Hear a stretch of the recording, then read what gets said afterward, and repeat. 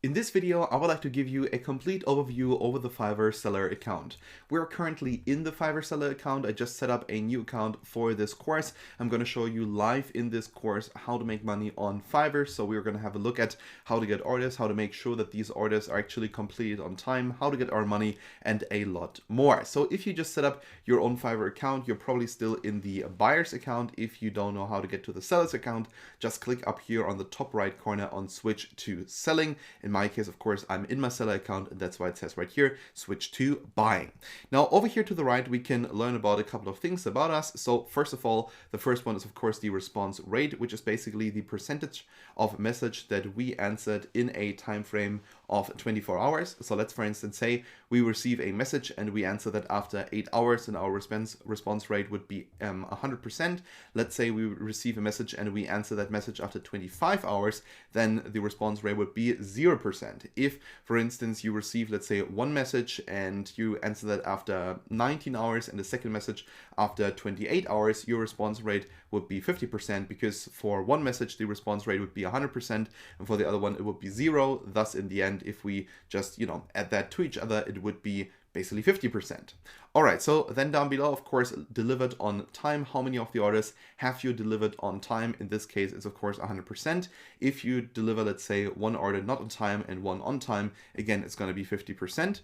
And then order completion is 100%. So basically the percentage of orders that you completed based on all the orders that you have received.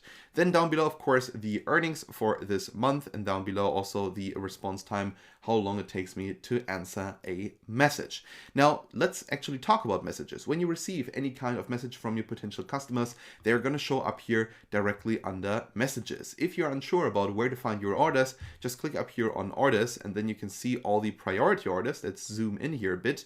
These are orders that basically you need to work on quickly, because these are orders that, for instance, they're almost late, or you don't really have a lot of time to do them anymore. Or for instance, these are orders that people really paid a lot of money for.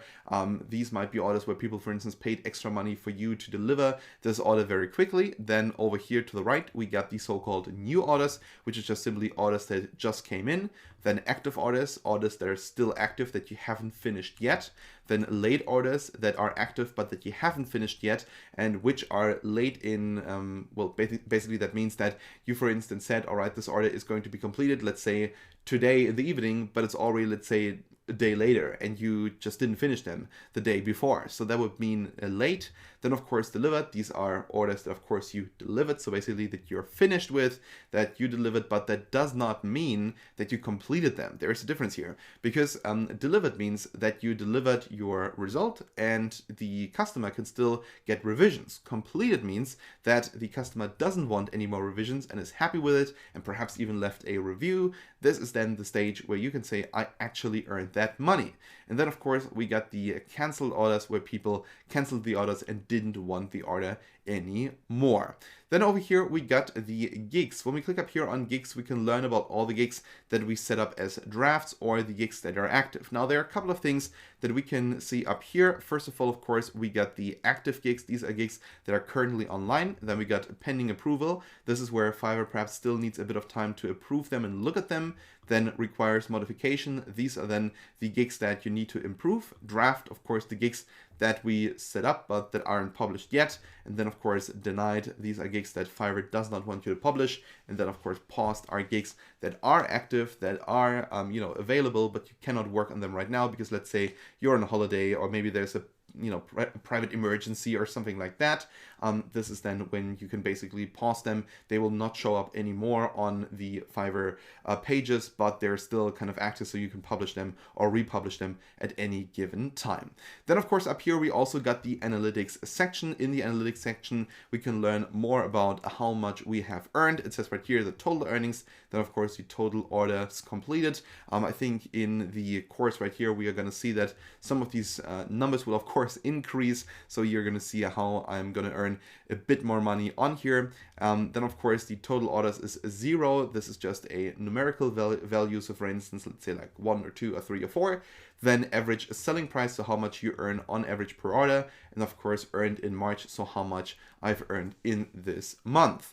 Down below, we can learn a bit more about the orders. So it says right here, again, earned, then canceled, completed, and new orders. So how many orders do you get per day in terms of revenue? So let's, for instance, say, for the first day, I make $10, for the second one, 20, for the third one, I don't know, 100 or something like that. And you are going to see all of that right here. And then, of course, down below, we can see our seller levels. We're going to talk about them later on in detail. But I can already tell you right now that you're currently a seller and you can get to seller level 1, level 2, or to a top rate seller if you meet certain criteria. For instance, level 1 basically means that, for instance, you must have earned a certain amount of money, or that you have completed a certain time on Fiverr, that you have a certain completion rate, and that you don't have any, problems caused or something like that.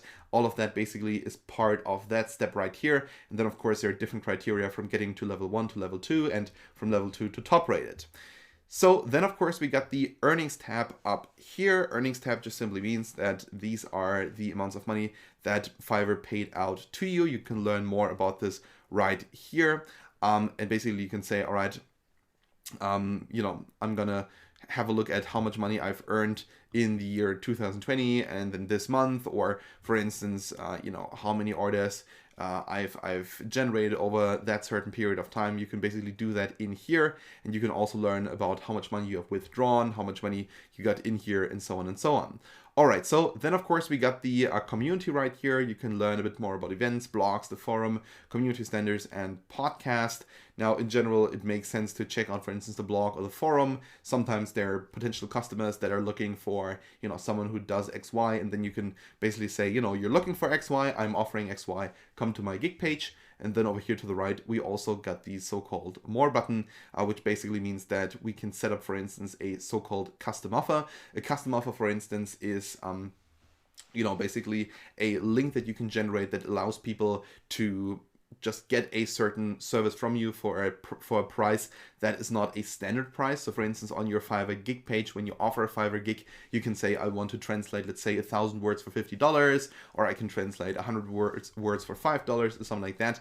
But a custom offer then is available to people that, for instance, need something much larger. Let's say like they want 200,000 words to be translated, and thus they are willing to spend a lot more money on something like that.